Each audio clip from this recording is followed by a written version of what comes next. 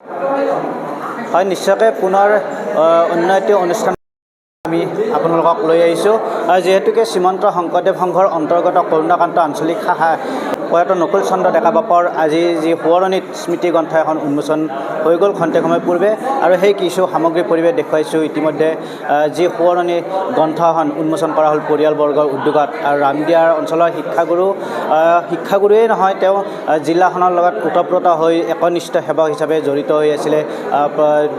তেওঁ বিগত 2 বছৰ পূৰ্বে তেওঁ যি বৈকুণ্ঠগামী হ'ল ডেকা বাপজনাৰ, ক'ব লাগিব শ্ৰীমন্ত শংকৰদেৱ সংঘৰ একনিষ্ঠ সেৱক। আৰু খন্তেক সময় পূৰ্বে যি এই গ্ৰন্থখন উন্মোচন কৰা হ'ল, সভাপতি বাপজনা আছে আমাৰ মাজত, আমি কথা পাতিবলৈ যত্ন কৰিম। যিহেতুকে আজি পবিত্ৰ এটা অনুষ্ঠান ৰামদিয়াত অনুষ্ঠিত কৰা হ'ল কৰুণাকান্ত আঞ্চলিকৰ এই নিজ বাসগৃহত, কি ক'ব আজি? এই অনুষ্ঠানটিয়ে ডেকা বাপৰ যিটো মানে তেখেতৰ কৰ্মৰাজি এটা প্ৰেৰণা ৰাইজক দিব। নিশ্চয়কৈ সভাপতি বাপজনক আমি ধন্যবাদ জনাইছোঁ। আমাৰ লগত আছে হাজো জিলা শাখাৰ সম্পাদক বাপগৰাকী, যিহেতুকে আজি এটা আধ্যাত্মিক অনুষ্ঠান ওতঃপ্ৰোত হৈ জড়িত হৈছিলে, এটা দীঘলীয়া প্ৰচেষ্টা এই পৰিয়ালবৰ্গৰ, কি ক'ব?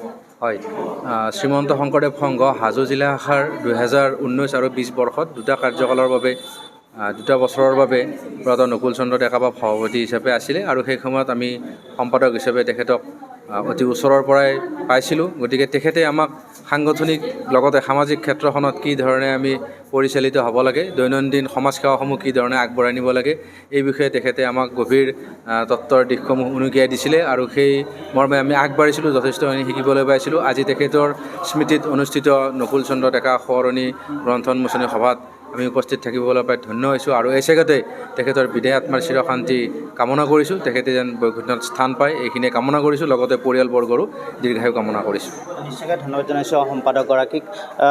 আমি কথা পাতিবলৈ যত্ন কৰিম, যদি সম্ভৱ হয়। পৰিয়ালবৰ্গ আমাৰ লগত উপস্থিত আছে, আমি পৰিয়ালবৰ্গৰ পৰা আমি কিছু মন্তব্যলৈ চেষ্টা কৰিম। যিহেতুকে পোনপটীয়া সম্প্ৰচাৰ আমি দেখুৱাই আছোঁ N24 দৰ্শক, আৰু খন্তেক সময় পূৰ্বে যি কৰুণাকান্ত আঞ্চলিক শাখাৰ যি নিজা বাসগৃহত আজি অনুষ্ঠান ভাগি আয়োজন কৰা হৈছিলে, এই যি সোঁৱৰণি গ্ৰন্থখন প্ৰয়াত নকুল চন্দ্ৰ ডেকা বাপৰ যি সোঁৱৰণি গ্ৰন্থখন উন্মোচন কৰা হ'ল, আমি পৰিয়ালৰ লোক আছে, আমি জানিবলৈ চেষ্টা কৰিম, যিহেতুকে এটা দীঘলীয়া প্ৰচেষ্টা 2টা বছৰৰ অন্তত।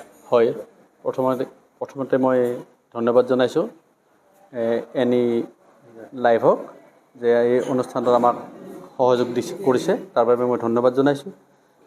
আজি আমাৰ খুব সৌভাগ্যৰ দিন যে আমি আজি বাপসকলৰ লগত জিলা, আঞ্চলিক, প্ৰাথমিকৰ গোটেইখিনিৰ সহযোগত আজি আমি আমাৰ দেউতাৰ সোঁৱৰণি গ্ৰন্থ নকুল চন্দ্ৰ ডেকা সোঁৱৰণি গ্ৰন্থ উন্মোচনী সভাখন আজি আমাৰ এই পদুমী বিবাহ ভৱন আমাৰ নিজৰ গৃহতে অনুষ্ঠিত হৈছে।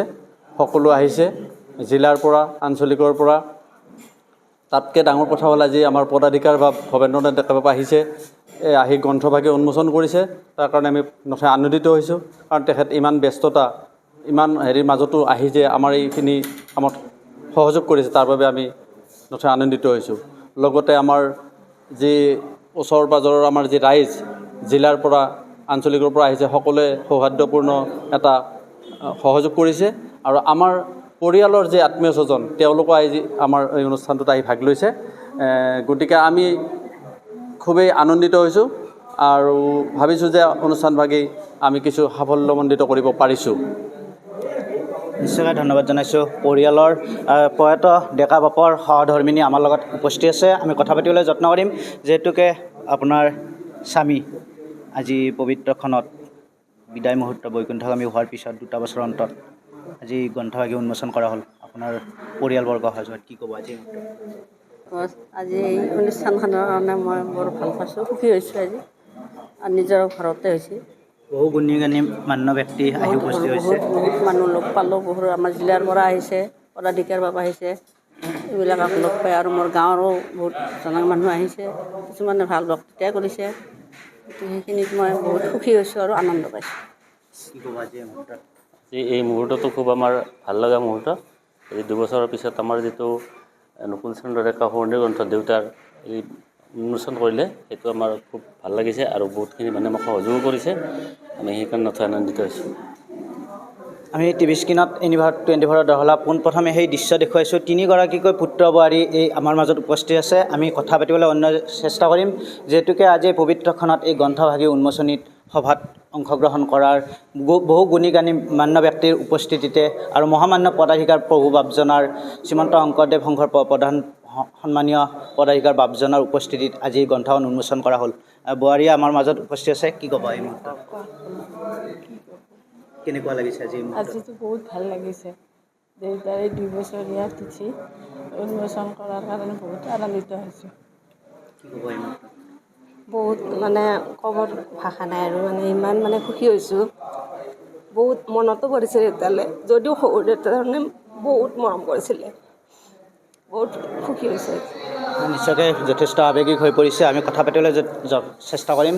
অন্য পুত্ৰগৰাকী আছে, কি ক'ব? নমস্কাৰ। দেউতাৰ নামত এখন সোঁৱৰণি গ্ৰন্থ প্ৰকাশ পোৱাত মই খুব আনন্দিত হৈছোঁ। দেউতাই যিটো শূন্যতা দি গ'ল সেইটো পূৰাব নোৱাৰি। মই বৰ্তমান ক'ব পৰা অৱস্থাত। কি ক'ব আজি এই মুহূৰ্তত? আজি এই পবিত্ৰ দিনটোত মোৰ স্বৰ্গীয় শহুৰ দেউতাৰ শৰণত যিখন গ্ৰন্থ উন্মোচনী হ'ল, তাৰ কাৰণে মই নিজকে ধন্য মানিছোঁ আৰু গৌৰৱান্বিত অনুভৱ কৰিছোঁ। লগতে আজি এই মঞ্চখনত আমাৰ যিসকল ধন্যমান্য ব্যক্তি আহি, যিসকল বিশিষ্ট ব্যক্তি মানে আমাৰ পদাধিকাৰ বা সমন্বিতে যিখিনি ব্যক্তি আহি আমাক ধন্য মানে পদধূলা দি গ'ল, তাৰ কাৰণে আমি যথেষ্ট মানে কৃতজ্ঞতা প্ৰকাশ কৰিছোঁ। আৰু মোৰ শহুৰ দেউতাৰ বিদেহী আত্মাই বৈকুণ্ঠত বাস ল'ব বুলি মই ভগৱানৰ ওচৰত প্ৰাৰ্থনা জনাইছোঁ। সংঘৰ আমাৰ এগৰাকী শ্ৰীমন্ত শংকৰদেৱ সংঘৰ প্ৰবীণ সংগী আছিলে নকুল চন্দ্ৰ ডেকা বাপ। তেখেতে বৃত্তি হিচাপে কৰ্ম হিচাপে শিক্ষকতা কৰ্ম কৰিছিলে গোটেই জীৱন। সফল এজন শিক্ষক আছিলে, এগৰাকী গুণগ্ৰাহী লোক। আৰু শিক্ষক হিচাপে তেখেতৰ খ্যাতিতকৈ শ্ৰীমন্ত শংকৰদেৱ সংঘত তেখেত যেতিয়া অন্তৰ্ভুক্ত হৈছিলে, এগৰাকী ভকত হিচাপে, শুদ্ধ সদাচাৰী ভকত হিচাপে ইমান সুন্দৰ মানুহ এজন আছিল তেখেত। আধ্যাত্মিক চিন্তা চেতনাৰে উদ্বুদ্ধ হৈ থাকি সমাজখন কেনেকৈ আগবঢ়াই নিব লাগে, গুৰুজনৰ ধৰ্ম আদৰ্শৰে কেনেকৈ আমি সুস্থ নিকা সমাজ গঢ়িব লাগে আৰু নতুন প্ৰজন্মক কেনেকৈ আগবঢ়াই নিব লাগে, ইয়াত নৈতিকতা আধ্যাত্মিকতাৰ শিক্ষা দি তেনেকৈ তেখেতে গোটেই জীৱন পাঠ কৰি দিছে। আৰু এজন গুণগ্ৰাহী লোক আছিলে, এজন তত্ত্বজ্ঞ লোক আছিলে, আৰু এজন ভক্তিপৰায়ণ লোক আছিলে। আৰু তাতকৈ ডাঙৰ কথা, তেখেত আচলতে এগৰাকী এনেকৈ ত্যাগী পুৰুষ আছিলে। ইমানবিলাক ত্যাগ তেখেতে কৰি গৈছে। গোটেই তেখেতৰ কৰ্ম জীৱনবিলাক চলাই থকাৰ পিছতো, গাৰ্হস্থ্য জীৱন এটা সমন্বয় ৰাখি কৰাৰ পিছতো সামাজিক ক্ষেত্ৰখনত, আধ্যাত্মিক ক্ষেত্ৰখনত শ্ৰীমন্ত শংকৰদেৱৰ বিভিন্ন দায়িত্ব তেখেতে পালন কৰিছিলে সফলতাভাৱে। আৰু তেনেকৈ এজন এনেকুৱা ধৰণৰ নিষ্ঠাৱান সৎ লোক আছিলে। আৰু ইয়াত আমি জানিব পাৰিছোঁ যে কৰুণাকান্ত আঞ্চলিক শাখাৰ যিটো স্থায়ী ইয়াত নামঘৰ হৈছে বা তাত এটা স্থায়ী কাৰ্যালয়ৰ কাৰণে প্ৰায় 3 কঠা মাটি, আজি প্ৰায় কোটি টকাৰ সম্পত্তি ইয়াত তেখেতে স্বেচ্ছাই দান কৰি গৈছে। আৰু আমি জিলা নামঘৰটোৰ বহুত দাতা কৰিব মানুহ থাকিব পাৰে, কিন্তু তেখেতে ইমান আদ্যৱন্ত আৰু আৰ্থিকভাৱে স্বচ্ছল লোক নাছিল, কিন্তু মনটো ইমান আহল বহল আছিল। আৰু যেনেকুৱা তেখেত উদাৰ চিতীয়া লোক আছিলে, ত্যাগ কৰিব পৰা সেই মানসিকতাটো আছিলে। গতিকে এজন অত্যন্ত, আৰু তাত গুৰু আসনখন তেখেতে নিজে স্বেচ্ছাই প্ৰদান কৰিছিলে। জিলা শাখাৰ গুৰু আসন, আৰু বহুত ডাঙৰ গুৰু আসন, 700 গুৰু আসন তেখেতে তাতে দি গৈছে। গতিকে তেখেতৰ কৰ্মজীৱন, ধৰ্মজীৱন, সামাজিক জীৱন আৰু ব্যক্তিগত জীৱন আৰু শৈক্ষিক জীৱন, গোটেইখিনি ক্ষেত্ৰত যেনেকৈ সুসমন্বয় ৰক্ষা কৰি এখন সুন্দৰ সমাজ গঢ়াৰ কাৰণে গোটেই জীৱন পাঠ কৰি আজি তেখেতৰ স্মৃতিত এখন 2 বছৰ আগতে তেখেতে প্ৰয়াত হৈছে। বহুকেইটা বসন্ত তেখেত গৰকি গৈছে। আমাৰ 41 চনত তেখেতৰ জন্ম আছিলে, আৰু 23 চনত তেখেত প্ৰয়াত হ'ল। তাৰমানে 82 বছৰ বসন্ত তেখেতে গৰকি গৈছে। এটা পৰিপূৰ্ণ জীৱনত তেখেতে গৈছে বাৰু, যাবতো লাগিবই, কিন্তু তেখেতে যিটো কৃতিৰ দ্বাৰাই তেখেতে যি ইয়াত আদৰ্শ স্থাপন কৰে, তেখেত সদায় স্মৰণীয় আৰু বৰণীয় হৈ থাকিব। আৰু তেখেতৰ আজি যি এখন স্মাৰক গ্ৰন্থ ইয়াত উন্মোচন কৰা হয়, এই অনুষ্ঠানটোৰ আমাৰ আহ্বান জনাইছিলে। আমি ইয়াত উপস্থিত থাকিবলৈ পাই অত্যন্ত আনন্দিত হৈছোঁ, আহ্লাদিত হৈছোঁ। আৰু পৰিয়াল পৰিজনৰ লগতে ইয়াৰ যিখিনি ৰামদিয়া অঞ্চলৰ শিক্ষিত লোক আছে, গুণগ্ৰাহী লোক আছে, সংঘৰেই নহয় সংঘৰ বাহিৰৰো, সকলোৱে ইয়াত যেনেকৈ অংশগ্ৰহণ কৰিছে, মই এই ৰাইজৰ প্ৰতিও আমাৰ কৃতজ্ঞতা জনালোঁ আৰু পৰিয়ালৰ শুভকামনা কৰিলোঁ। আৰু অনুষ্ঠানটো সফল হৈছে বুলি আমাৰ মনে কয় আৰু মই আনন্দ পাইছোঁ ইয়ালৈ আহি। কৃষ্ণ।